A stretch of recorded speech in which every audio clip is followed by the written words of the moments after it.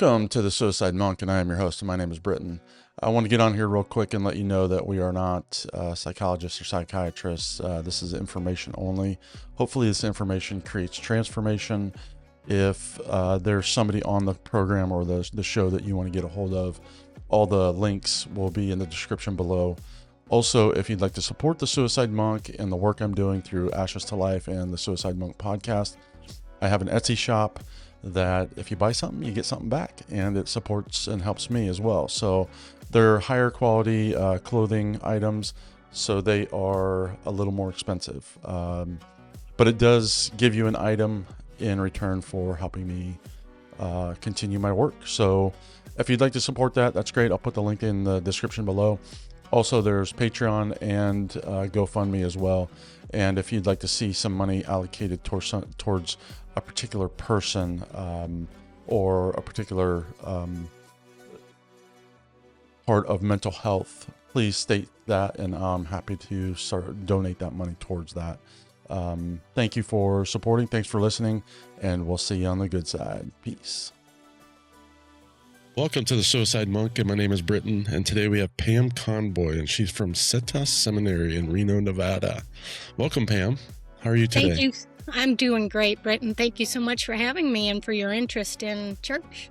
Yeah, for sure. I'm very interested in this. You know, it was several years ago I heard about the first, is it a psychedelic church? It is, yes, absolutely. Okay.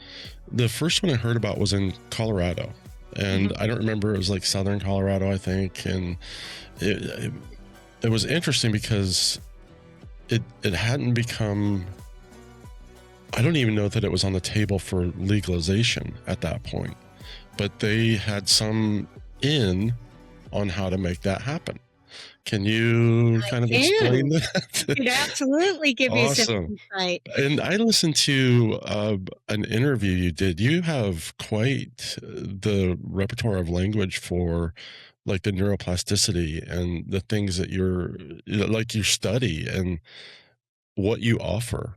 It's not just a journey. It's an intellectual journey into the mind and how it works. So I'd love to hear about that.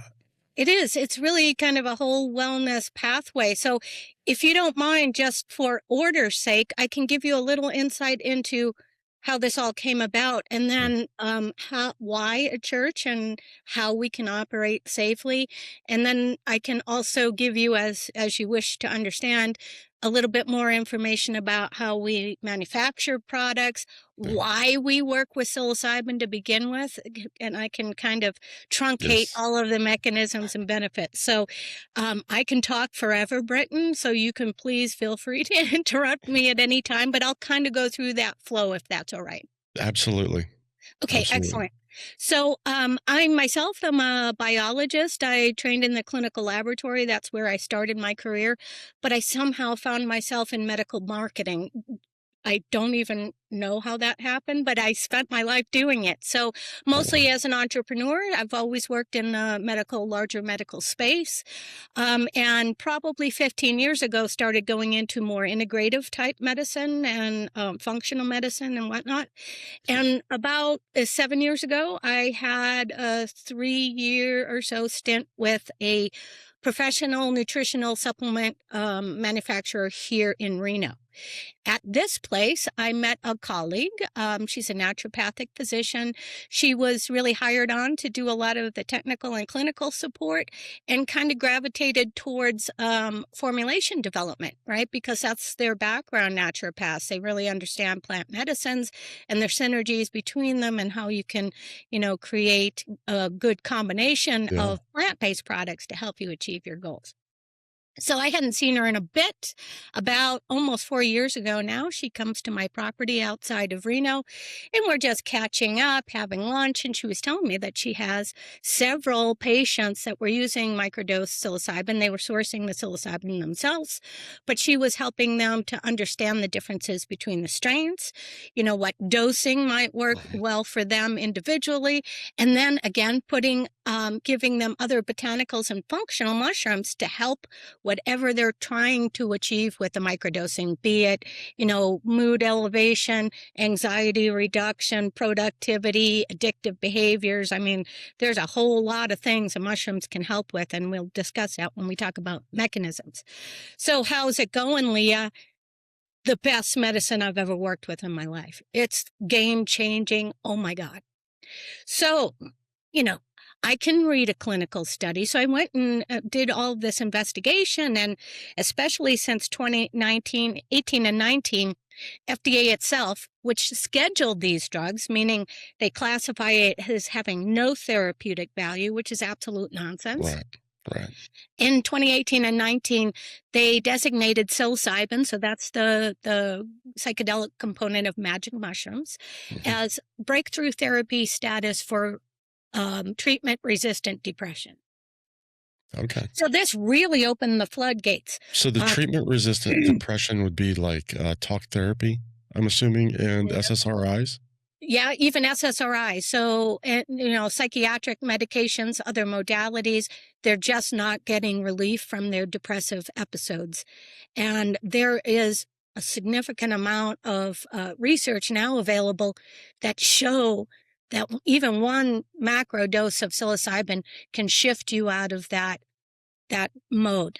Can we talk about this a little bit here? Yes, absolutely. This is being highly suicidal, and I kind of recognize this as I've been deep diving in my own mental health. I went through a burnout, and I did a psilocybin journey, and just recently went through a burnout coming out of that. But what that's done is it's opened doors for me in a way to kind of look at the micro problems that I'm still struggling with. Okay, so as I'm looking at this, I'm like, I still have a low grade tone of suicide ideology. Like it's just an underlying, it's not an everyday thought anymore, but it's like the low grade tone. It's almost like a low grade depression. And I'm like, okay, but my body's clean. I'm doing somatic work. I'm doing all these modalities to create natural neuroplasticity in my brain. I'm not using microdose anymore, all that stuff. But the point is, like, I'm still having some reactive behavior. So that has kind of pushed me into the deep dive. So with thwarted belonging and perceived burdensomeness. And that has turned into this unfolding of why I still have that low tone of that ideology, because as I'm deep diving, I'm like, this is actually a part of, this was my initial training as a child, hypervigilance. Yeah. I'm still in that fight or flight, even though there's no, like, my safety there, it's not being compromised. Like, literally, it's not being compromised, but I'm still in that state. So can you talk to me a little bit about that? Because I'm curious about this. I'm getting a handle on it. I'm starting to understand it, but it's also, I believe this is the core to people with high trauma. Yes. And okay, go. You go. Yes. So that's what I was going to tell you. You have trauma. That's what that response is. And it's presenting in suicidality. I'm so sorry to hear, but it can present in a whole lot of different ways, from hypervigilance to depression to, all kinds of things that go on. So in your brain with trauma, right, we respond to it over time. It just loops. Our brains are really habitual organism, a habitual organ. It uses a lot of energy, and it wants to take the path of least resistance. So if you've had some trauma imprinted on you, it just keeps looping and looping and looping and looping. The reason that psilocybin can help get to that root is because it increases brain-derived neurotropic factor in your brain. So BDNF is something we have intrinsically. You have a ton of it when you're an infant. You have a big burst of it when you're a teenager, and then it wanes over time. Is What that a it chemical does, in the brain that yes, okay. brain-derived neurotropic factor, it is there. And we can kick in more production of it by doing different practices, like some of the practices you talking about, somatics and Okay. that sort of thing. But what it does is actually grow new neurons, new brain cells. Hmm. You're growing new brain cells, new pathways, new connections. So how that relates to trauma is that you're in a looping place when you're experiencing post trauma. This Right. allows you to develop new neural pathways, neuroplasticity, to Mhm. look at old wounds from a different perspective. So, what I like to kind of explain to people is that, when you're in trauma or in a crisis situation, it feels like you're in the shit river, right? Mhm. You're up to your eyeballs. There are turds everywhere. You're up to your butt in the muck. It's just miserable and you can't get out of it. But what psilocybin does is kind of pluck you out of the river, put you on the bank.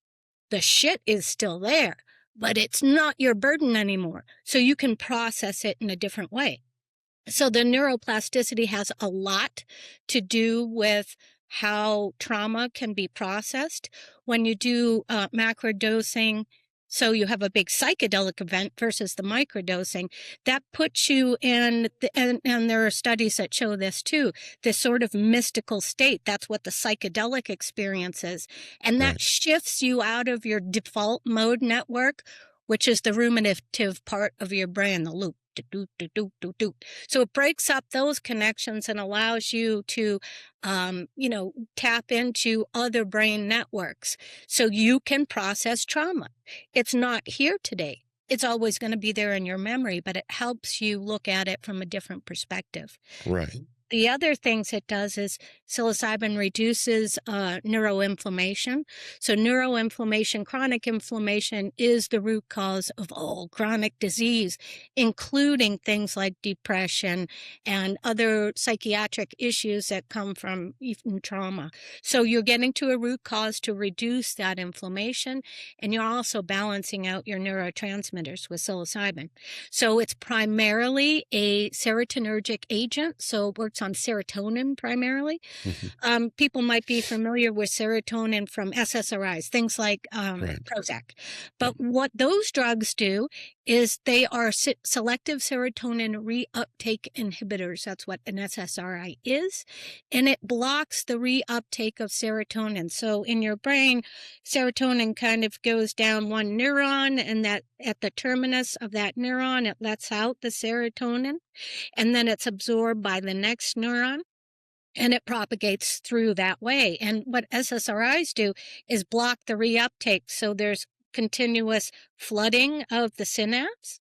So it's not really what your body would do normally, but it helps to increase latent serotonin in your brain.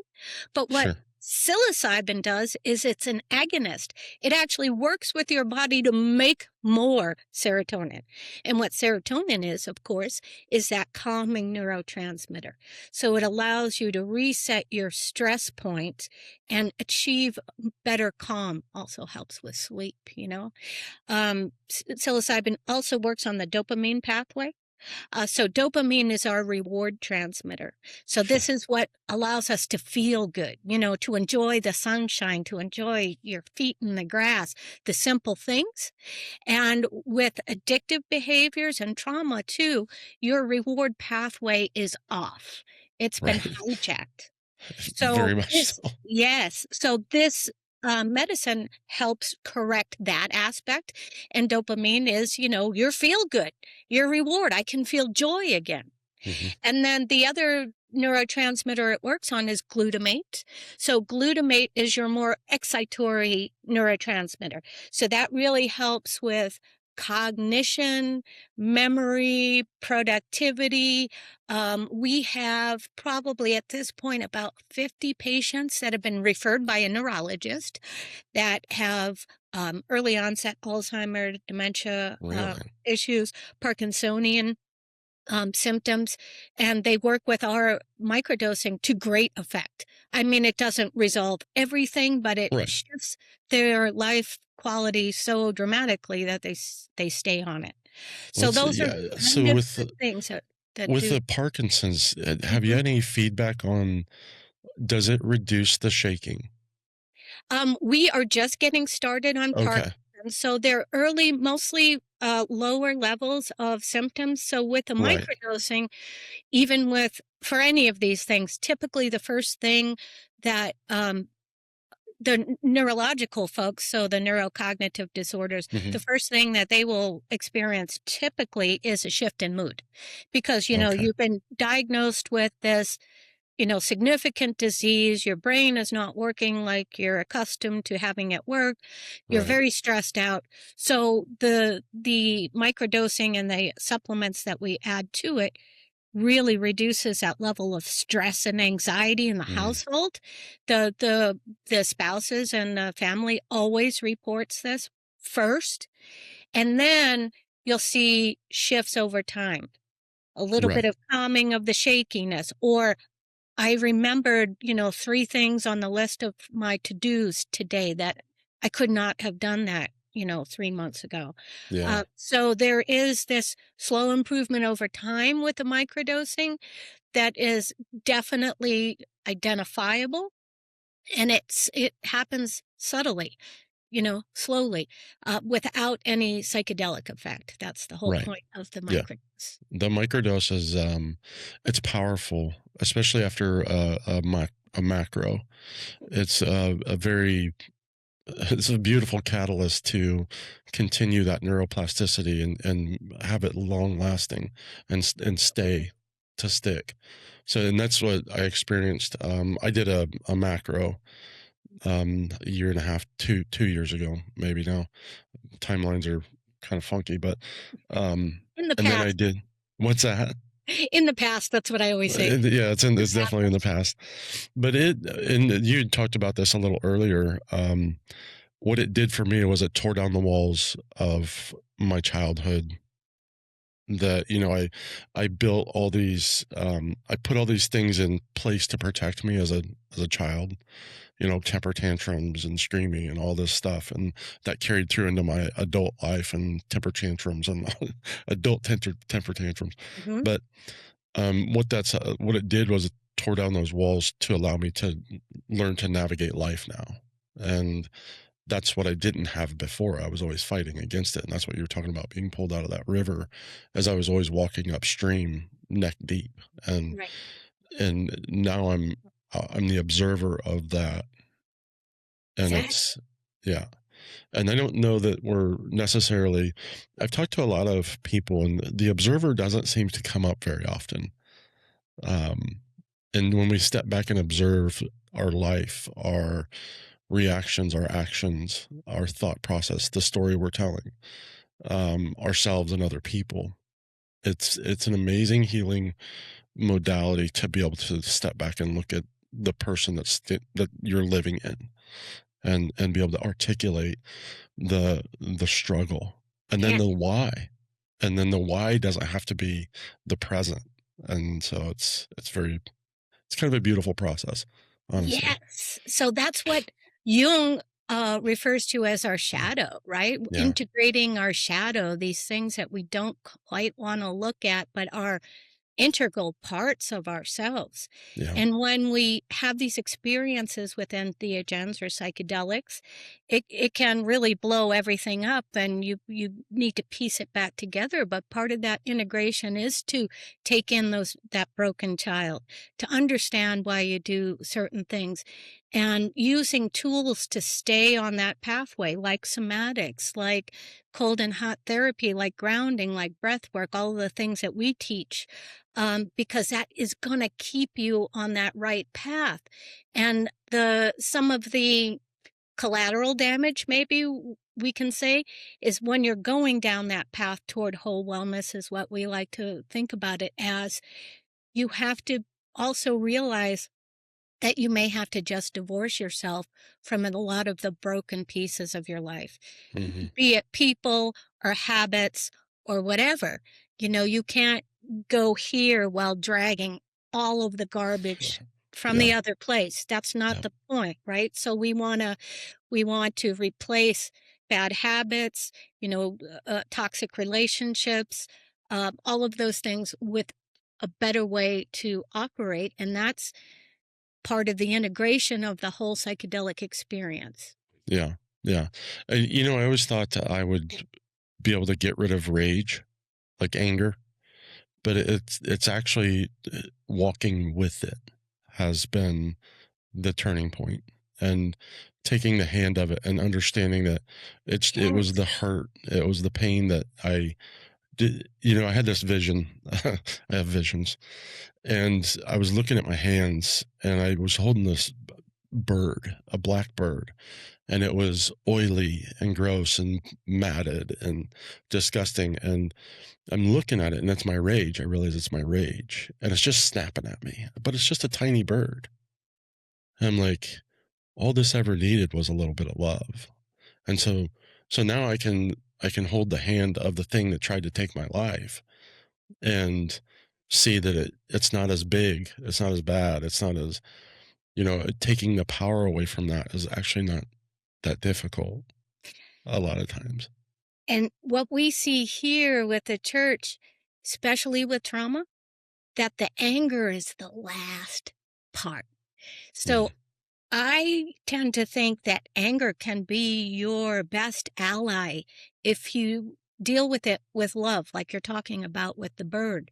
But a lot of times with trauma, people have a lot of layers, a lot of selves that they've mhm, adopted to deal with their situation through the trauma, and then they carry it to their lives in general, whether that's, people pleasing. A lot of times it is people yeah, pleasing, whether it's just depression, combination of those kind of things. But oftentimes the anger, it'll seep out in a tantrum occasionally, but dealing with the anger seems, in just our experience here, like one of the more difficult things that people have to deal with, mhm, because you got to let it out and look at it. Why am I pissed? Why am I? Why is this thing that's part of me? I've been jamming it in a box my whole life, and it wants out. yeah, So the anger part of it, once you tap into it, it's kind of a little ugly because you haven't looked at it forever. You haven't looked at that poor black bird in your hands. But once you start to interact with it and care, about the bird, and understand that this is part of you. Your anger is part of you, and it can be a very powerful and a very supportive emotion if you do it, if you deal with that aspect of yourself with tenderness. right, yeah. And I think that's when it starts to become inappropriate, like anger, frustration. Hmm. I've learned to give myself grace in it as well. It's like, Yes. start looking at the whole picture instead of the one situation. It's like I drop my keys 3 times, I get frustrated, but what else is going on, Britain? Well, Hmm. you got this. Yeah. There's a reason you're frustrated. It's not the thing in the front of you. That's the thing about anger is it's forward facing for all the things that it's trying to protect, Yep. and Yep. everything else is behind it. So we got to kind of move that out of the way to really start to look at, why am I actually angry? It's not because I was beaten, it's because I was taught things. It's not because I was molested, it's because of other things. This is how you react when things get bad. I mean, this is how you protect yourself. Yeah. Yes. Yeah. Yeah.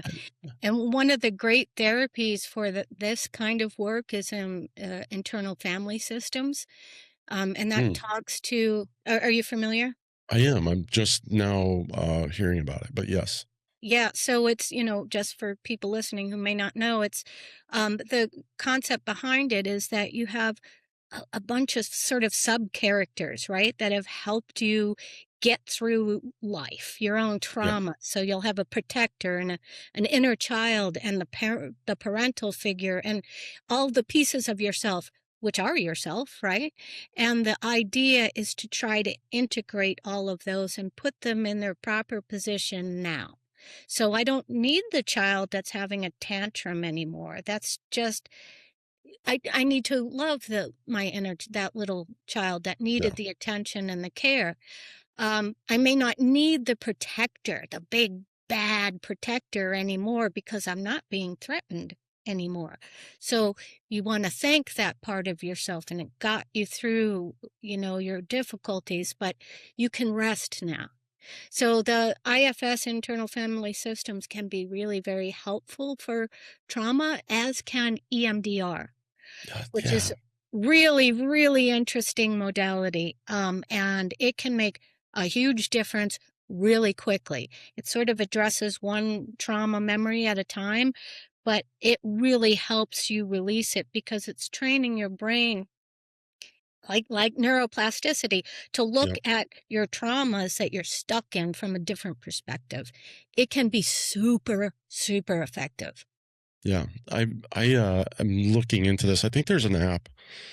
Oh, I forget what the name of it is. I have to look on my phone, but it's an EMDR map Hmm. and or application, and it takes you through 3 to 12 minute exercises of reworking and retraining your brain. Now, I've also unsure about the app because this is a specialization Hmm. that psychologists, psychotherapists, the therapy world, it's an intensive practice It to is. learn it and then to teach it and to institute it into their psychological field. I have a friend who was like, it's very intensive, so I just stopped doing it. It's so that's why I'm curious. I would be curious in my own life. I'd love to try this because it's non-psychedelic.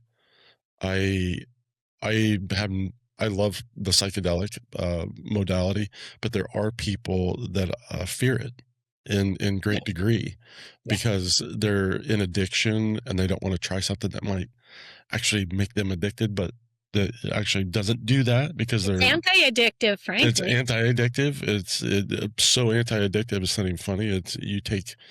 You go back to back to back and try to get the same effect every day, and you're not. It just builds up in your system.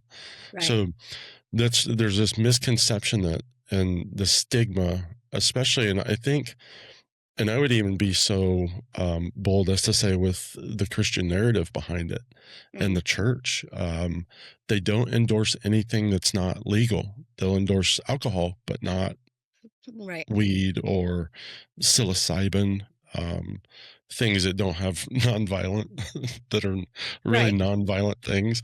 But and so I'm not beating on the church. I'm just saying that they have dictated and kind of controlled the narrative of moral certainty in our country, and so has the government, Yeah. right? So that's why it got buried in the '60s, and it kind of you were talking about that oh, what was it, the papers that you were reading and Yeah. their Hmm. misinformation of they Yeah. weren't Yeah. helpful as medicine. So, Right.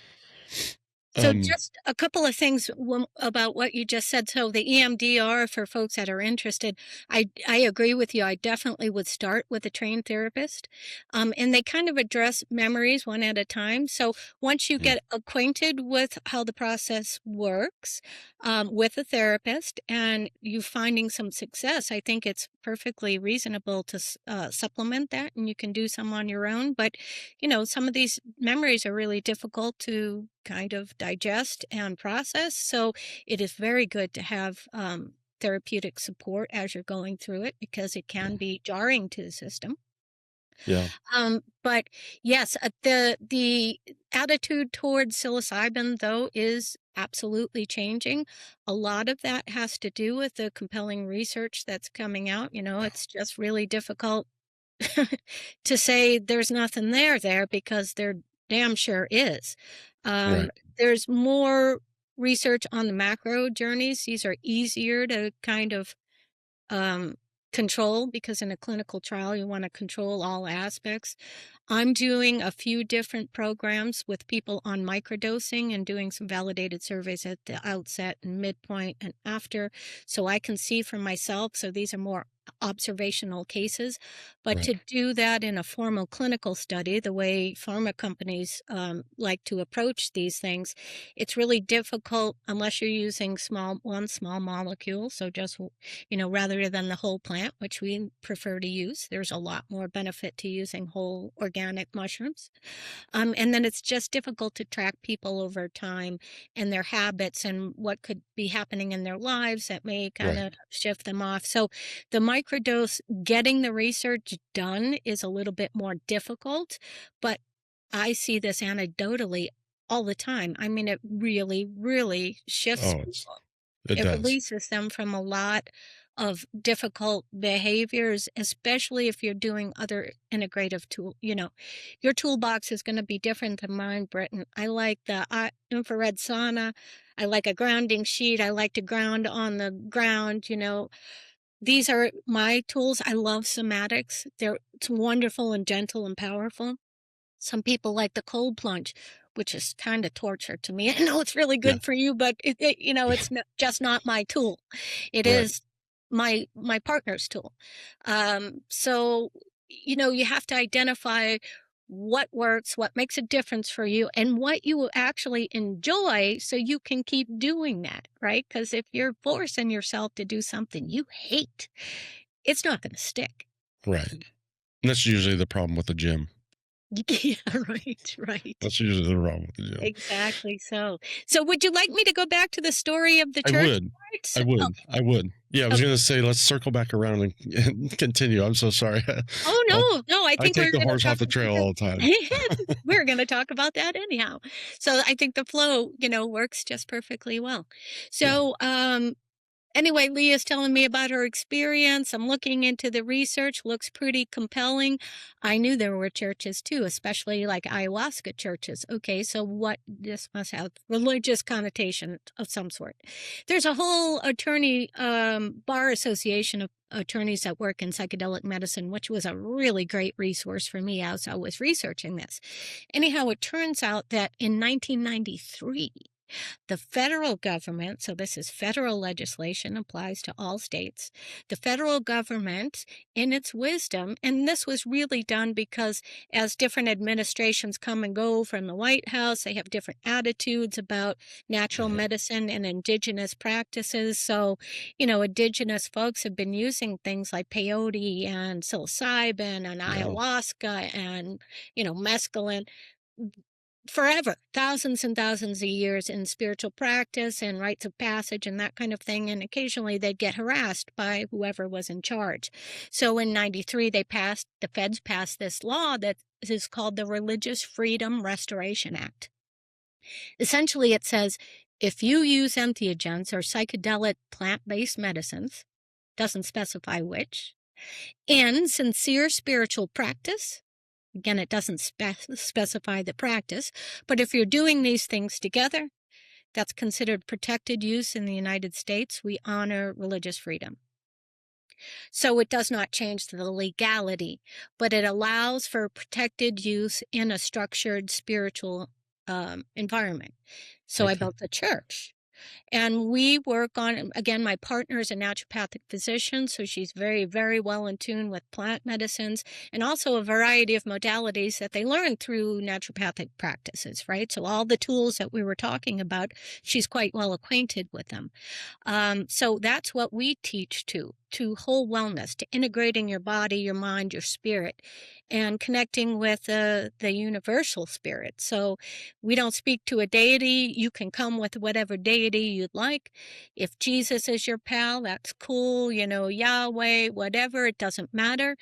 With the psilocybin or entheogenic experience, in my estimation, if you don't, through that practice, realize that there's something much bigger than you, and you're just a part of that, and that we're all connected. This is, some of the message that comes from the mushrooms, that you're able to see the larger picture.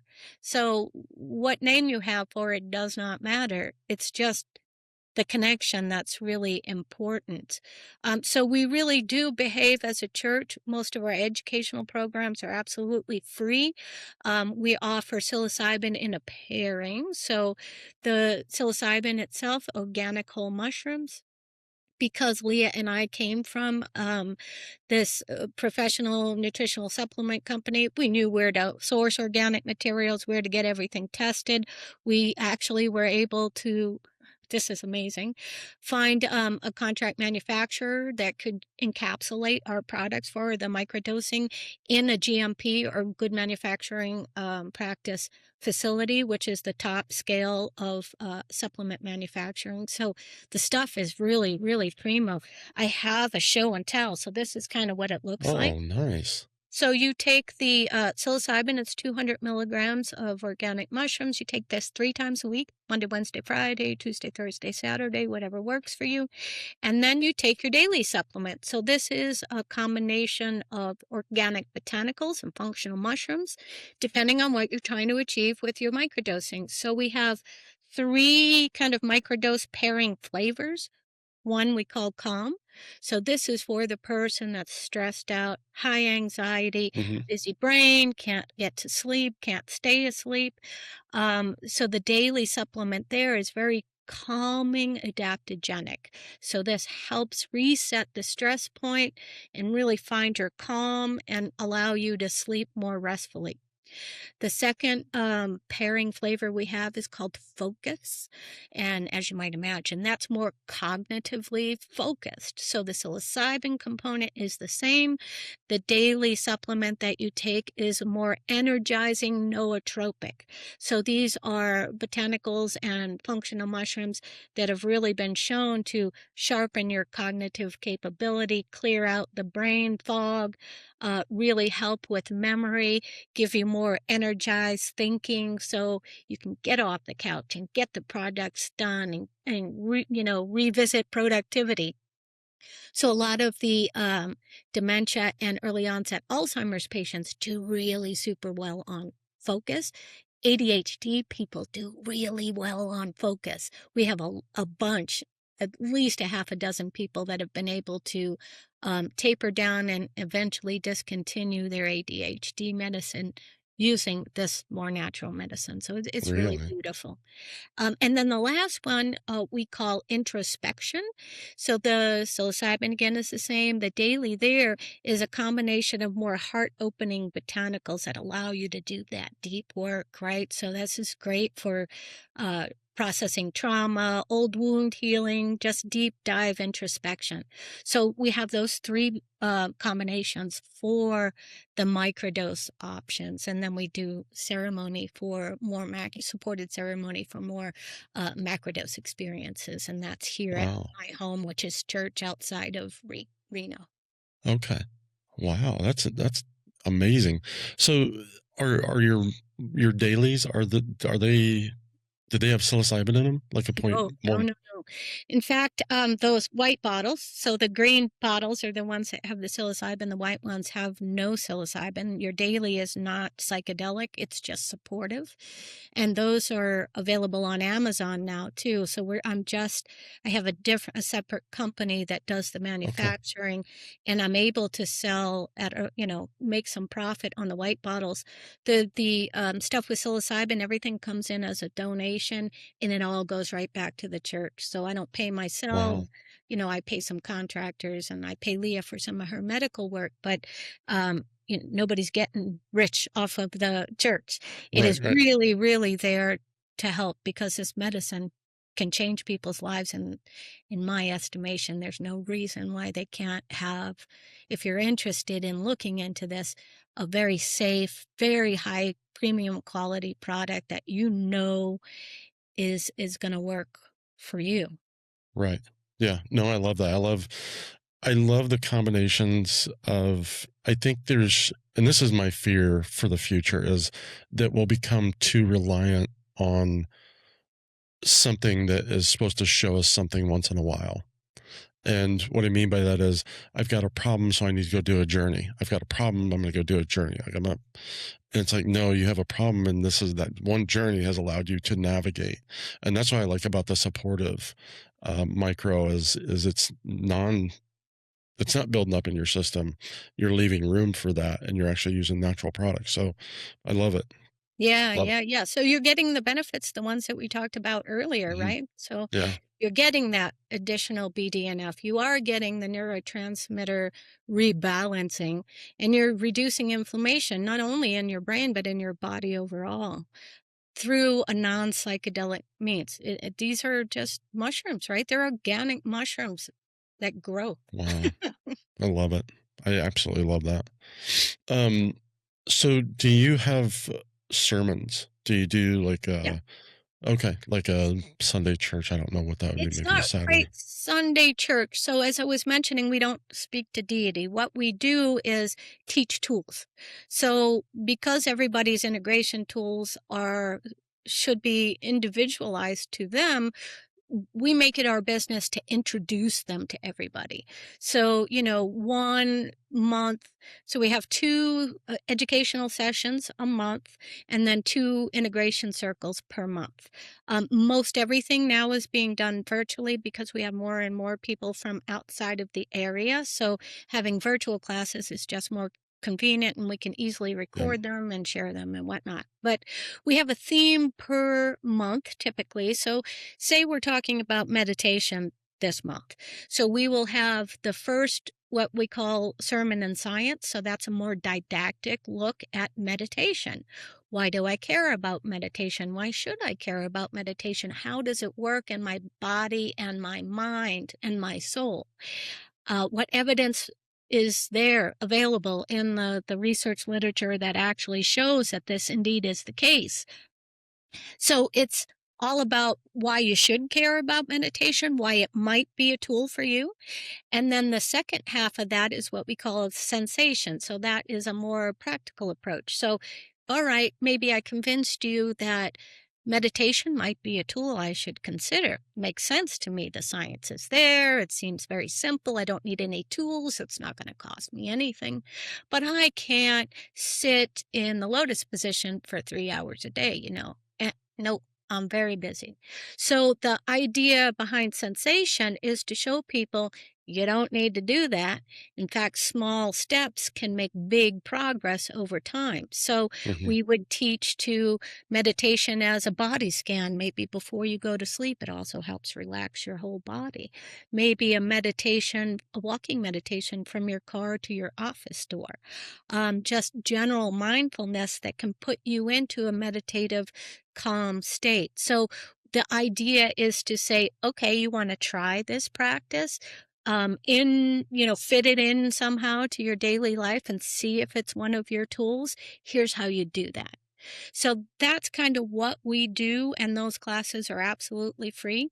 The last one we did was with a collaborator and wonderful person here on the value and the science behind and the benefits of uh, sensory deprivation float. Mm. So we had kind of an open house for our members at his float facility for the experience part of it, and then a lecture about how float works and the evidence behind it and what the experience is like. And then, some discounts for people who want to explore it on their own and different specials and that sort of thing. So that's what we try to do for education. And then we have these integration circles. So integration is just wow, I had a great experience with my macro journey, or wow, microdosing is really helping me shift my how I interpret things and I can feel a difference. So, how do we take that experience and make it durable?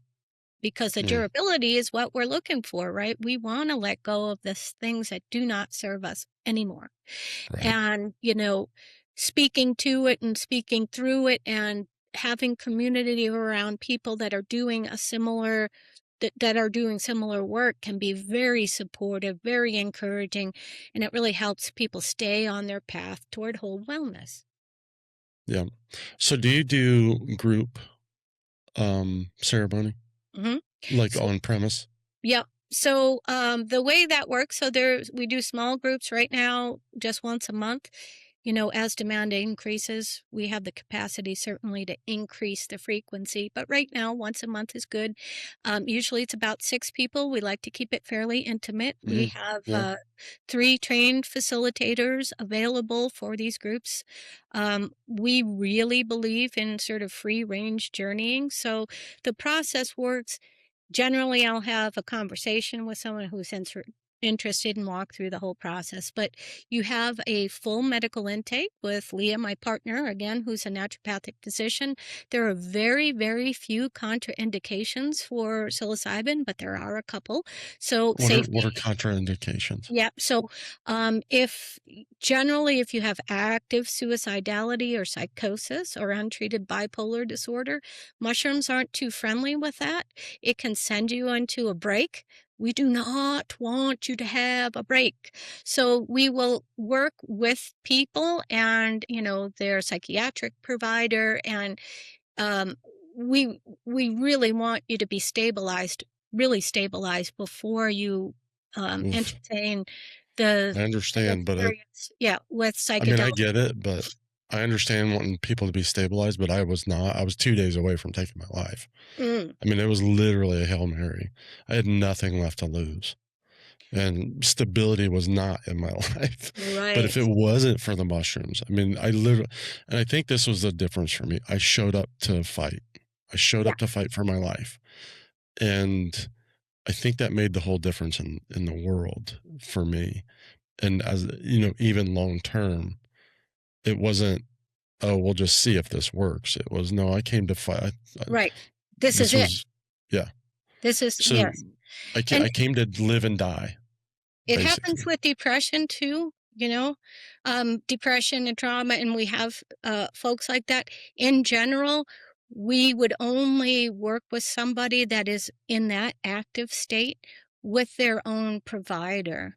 Mm, And we would consult, and we have a partnership with a psychedelic sort of pharmacist, right? That he's really specialized in this. His name is Dr. Ben Malcolm, and anybody who really wants to dig into the psychopharmacology and contraindications and how other medications work with these psychedelics, he's fantastic. He's the really. spirit pharmacist. So we have that resource. We'd want to proceed extremely cautiously because of the safety factor. We don't want to Mhm. put anybody into a more dangerous situation than they are already. Neither Leah or I are trained therapists. We're trained facilitators. We Right. both have a science background, but we're not therapists. So we would really, but we have a lot of collaborative relationships with therapists that are psychedelic trained and psychedelic sympathetic. So we would really want to put a team around somebody that was in your position, because it can be very dangerous if you don't have Mhm. the proper support. I'm so glad No, it helped you. do you mean psychologically it's Hmm. dangerous? Okay. Yes. Yeah. Because I know these guys were nuts. I mean, they're crazy in a good way. They're professional athletes and military that kind of facilitated this whole thing. So these are high trauma individuals, and I was like, "Hey guys, I'm probably gonna lose my shit. Like I'm gonna go absolute batshit nuts in rage." And they're like, "Bring it." And that's exactly what I did. And I took 4 of 9 facilitators for a good period of time. And those 9, like you have 6 people, you have 1 for every 2. They had 9 for 18, Yeah. and I took 4. Yeah. And it's like, you know, it But was, and if you it, need it, that's what you should get. And that's what we right. try to do as well. Yeah. And, no, I like that you've kind of, because that type of, unleashing is not for everybody. Mhm. That needs to be contained. Like, I was so lucky that the guys that were there were there. I mean, they the other beautiful thing that I found, I did, 8 grams, so Ooh, a that's big a mighty one. a big one. And the beautiful thing I found was even in 8 grams, I was able to stay tethered to my soul, my light, my being, my body, and those weren't separated. Where you can have separation of body and soul with LSD. Can The psychedelic, it can be neuroplasticity and helpful with LSD, but there's a high danger with that as well. And this is what I think you're kind of talking about is it can actually send you over the edge and not bring you back. And I've not seen that with psilocybin. And but I'm curious because that's kind of what you're describing is we want to be cautious to not send somebody over the edge. Yeah, we don't want them to have a big psychological break. You're going to have an experience. You're going to have a psychedelic experience. There's no Right. question about that. But typically in our small groups, the dosing, depending on the individual, so we do kind of titrate it depending on your experience, your comfort level, what other medications you might have on board, that sort of thing, between 2 and 4 grams. So this is a definite Okay. psychedelic Hmm. experience, but you're still on the ground, right? You're still on the Right. planet. We will do large doses, but on an individual basis. So that would start at 5 grams. So you're nosing into that hero dose category. Yeah. Um, this is for the person who, probably like you, is in a really significant state, want to go real, real deep. I want all eyes on me. I don't want to be in a group. This is a very personal kind of thing, and I want to go very far. So we will do that one on one. We'll sometimes bring their therapist there too to support. But we do this real cautiously, make sure they're medically, at a reasonable risk, that their psychiatric provider is aware. I mean, we try to be very respectful because even though we have trained therapists and other medical professionals that understand psychedelics, they still their license can be at risk, right? So they Hmm. cannot really directly put their hands on the medicine, but we would like them involved so they can provide a supportive um, psychological support in a Right. trained way with a person that they know and they understand the medicine. They just don't touch the medicine. We can do it because we're in this protected state as a church. Right. Yeah. No, I like it. I do your psychologists or the people that you have on board do they do post integration stuff Yes, if absolutely. necessary? Yeah. Yep. So we do integration work. We do collaborate with therapists that are very, very knowledgeable, and then we refer people over. If they want more formal psychological support, whether you want to explore IFS or EMDR, or just want somebody that is very well aware of how psychedelics work with the psychological repair system, so to speak. We have a lot of those folks on board. And then there are also sometimes people that maybe they don't want to explore the mushrooms right now. Maybe they want to go down a ketamine route. And Mm. that can be very valuable it's a different agent, right? Yeah. It's an anesthetic actually. You Right. just get some psychological or psychedelic effects from that. But some people really resonate, that ketamine resonates for them. Some people it's the mushrooms, some people are more called to ayahuasca. We limit ourselves presently with just the psilocybin, but we have connections with all other tools. So the idea is what you need, if we can't provide it, we can give you a vetted resource to explore these other avenues. That's awesome. Yeah. So I know ayahuasca's being more explored now since psilocybin's kind of hit the forefront. Um, and they call that the mother of like even to psilocybin, I believe is the way that's considered is like it's the OG in the It's psychedelic world. DMT. Yeah. Or It's yeah. DMT with an MAO inhibitor, so it lasts much longer. But it's Oh, definitely a tradition. It is a psychedelic experience, and it is very, very rooted in, indigenous practices. And with ayahuasca, it's usually multi-day, multi-ceremony. yeah. Has It's led by a very experienced shaman, so you're in this very focused container for an extensive period. It's very purging for most people. So it is a different animal, so to speak, Yeah. versus the mushrooms.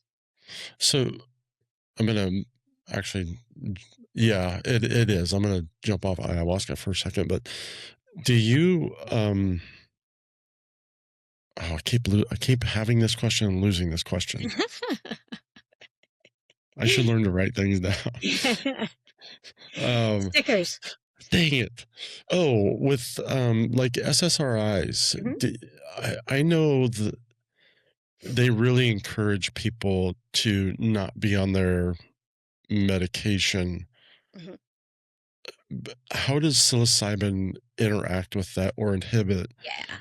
when somebody's on an SSRI? So, what the big concern is with SSRIs or things that work on the serotonin system is this whole idea of serotonin overload, serotonin syndrome. But in fact, and anyone that's interested can look this up for themselves, the risk is pretty low. Um, but what the more practical issue is with serotonergic agents and things like DMT or psilocybin is that it can blunt the effect of psilocybin. So you're attacking the serotonin issue, the pathway from two different aspects, and it can blunt that agonistic, Hmm. more natural kind of I'm making more of my own because it is blocking and leaving it flooding in the synapse. So it can just muffle the effect of Gotcha. psilocybin. So it's better if you can titrate down. Even better if you're completely clean, but some people just can't do that. Hmm. Psilocybin can help you titrate down, though. We have one of our microdosers had been on 60 milligrams of Prozac, which is a huge dose, for Wow. years and years and years, decades, and was very desirous to get off it. And she had tried to titrate before many times in the past. Hmm. Um, Without success. She'd get the brain zaps and the miserable kind of disposition, and she just couldn't do it. After about 3 months of microdosing, she was down to 30 milligrams, her dose with no ill effect. So Wow. the mushrooms themselves can help you uh, back down from SSRIs. But the big practical issue with having an SSRI on board is this whole blunting, this muffling effect that happens. But anyone that's on any real significant high doses or multiple polypharma that act on serotonin, we'll have a consultation with the pharmacist that I was discussing because we just want to make sure that there isn't really any significant risk of serotonin syndrome.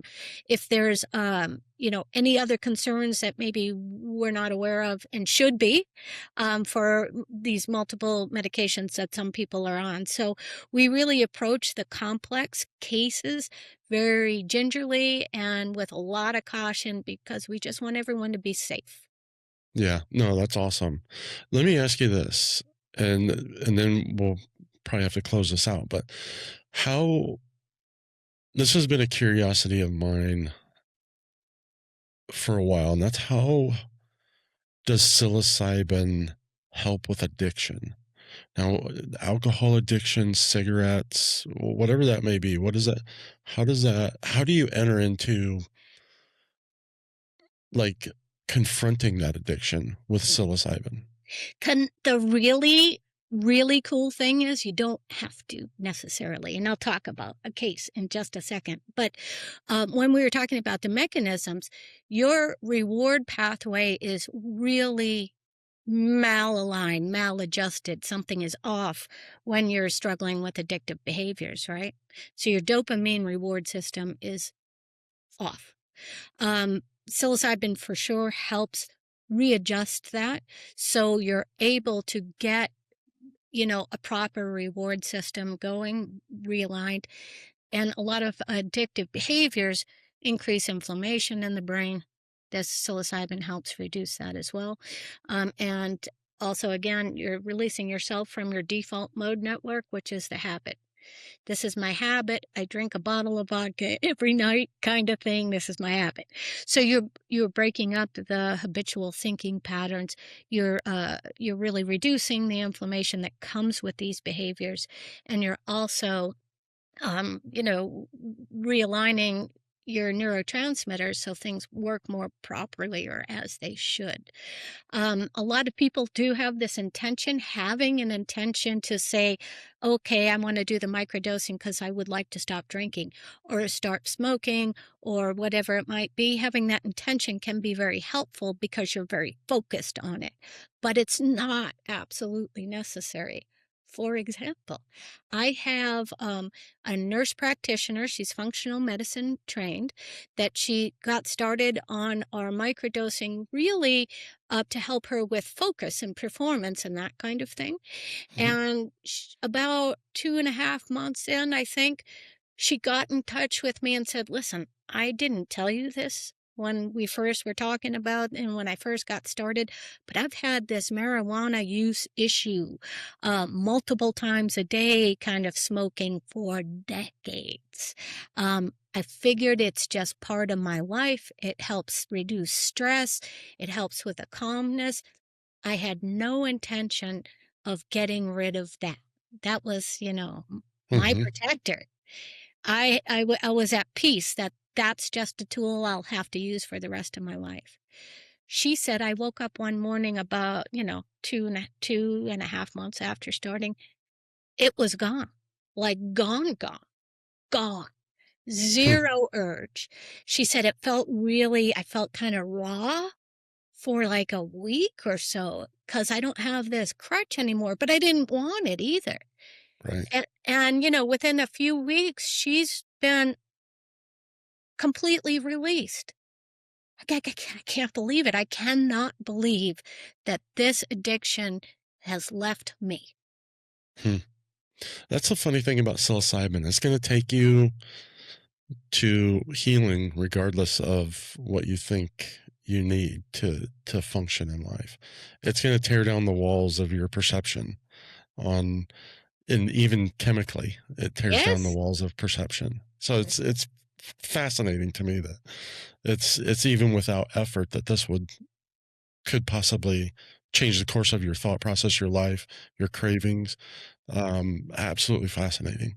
Yeah. And to think that we've shut this down as a modality for healing, and look at the increase in mental health since they've done this. Um, it's uncanny. It's unbelievable.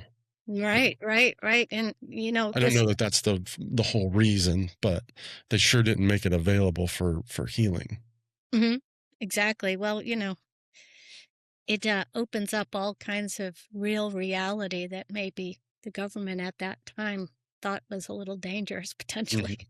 Yeah, But going back to the addiction, we have many, many members that with either macro or micro that have been able to dramatically or reduce or eliminate things like, alcohol, too much alcohol, an unhealthy relationship with alcohol and cigarettes and eating all kinds of addictive behaviors.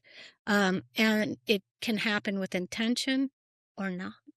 yeah, Sometimes it's just a blessing. It's a wink from the universe and the mushrooms that this is your medicine. Go yeah. forth and be healthy. Right. Well, Pam, I really appreciate you being here today. Is there anything you'd like to leave us with as we I, close out? I'd just like to welcome anyone that's interested in the work that we're doing. Um, you can How do we visit the get a hold of you? website. Yep, setasseminary.org, SETAS setasseminary.org. The front end of the website is pretty indirect, let's say. I mean, I did that deliberately. I didn't want to attract the wrong eyes to what we're doing Right. necessarily, but anyone can become a member. That's absolutely free. The membership part of it is because, if you remember, the RFRA, Religious Freedom Mhm. Restoration Act, requires that you're using the plants in sincere practice. So I need to be able to say that I only share information and medicine with people about psilocybin, with people that use this in a sincere way. These are our members. And then the member can say, this is protected use. I'm doing this through the church I belong to in a sincere Mhm. way. So that's the idea behind the membership. It's free. You'll get a credential to get into the back end of our website, so the member login portion of it. And that's where you'll find all the information, articles and recommended reading and videos and information about our microdosing and the ability to order microdosing from the back end once you become a member. Nice. Okay. That's great information. Thank you. You're welcome. Um, yeah.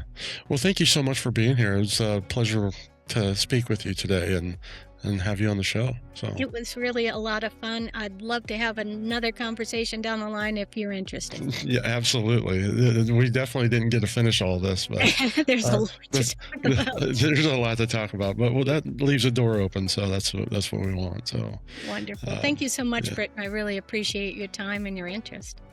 yeah. Thank you.